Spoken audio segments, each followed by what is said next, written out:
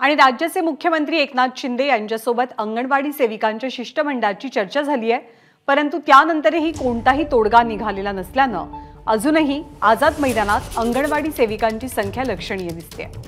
मानधनात वाढ, पेन्शन आणि ग्रॅच्युटी संदर्भात निर्णय घ्यावा अशी मागणी मुख्यमंत्र्यांकडून करण्यात आली आहे। आज कॅबिनेटच्या बैठकीत या संदर्भात एखादा निर्णय होतो का हे पाहावं लागेल। घेतलेला आहे आत्ताच्या परिस्थितीचा आणि अपडेटचा आमच्या प्रतिनिधींनी, आपण पाहूया। अंगणवाडी सेविकांच्या एकूण प्रतिनिधी आहेत, आपण त्यांच्याशी बातचीत करूया। काल तुम्ही गेले होते ताई, काय नेमकी बैठक झाली, काय तुम्हाला आश्वासन दिलं आहे का काही?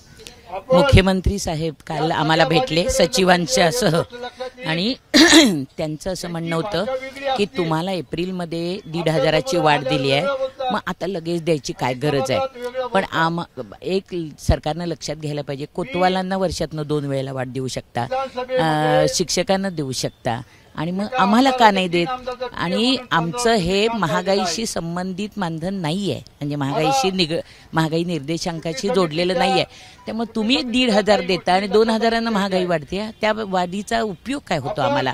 आणि म्हणून काल मुख्यमंत्री जे बोलले त्यांचं असं म्हणणं होतं की 1,500 दिलेत म्हणून आता आम्ही वाढ देणार नाही। पण त्यावेळेला आम्हाला आठवतंय चांगलं की जेव्हा फेब्रुवारीमध्ये आमचा संप चालू होता आणि चर्चा झाली, त्यावेळेला त्यांनी असं सांगितलेलं की 1,500वर आता भागवा आणि आम्ही तुम्हाला पेन्शन आणि आम्ही तुम्हाला ग्रॅज्युटी हे आम्ही देतो। मंगल प्रभात लोढा त्यावेळेला मंत्री होते, विधानसभेच्या पटलावर त्यांनी असं सांगितलं की 8 दिवसात मी ग्रॅज्युटी देतो आणि पेन्शनचा प्रस्ताव तयार आहे म्हणून।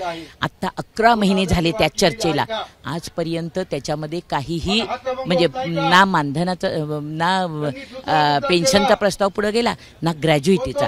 त्यामुळे आम्ही याच्याबद्दल असमाधानी आहोत। म्हणून काल महाराष्ट्राच्या 32 जिल्ह्यातनं आलेल्या सगळ्या भगिनी आमच्या काही गेल्या, परंतु काही इथं मुक्काम टेकून आहेत आणि गावागावामध्ये त्यांची आंदोलनं चालू आहेत।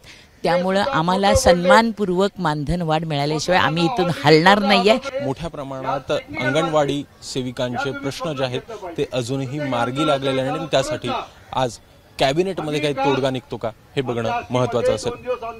कॅमेरामॅन अनूपसह अभिषेक मुठाळ, एबीपी माझा, मुंबई।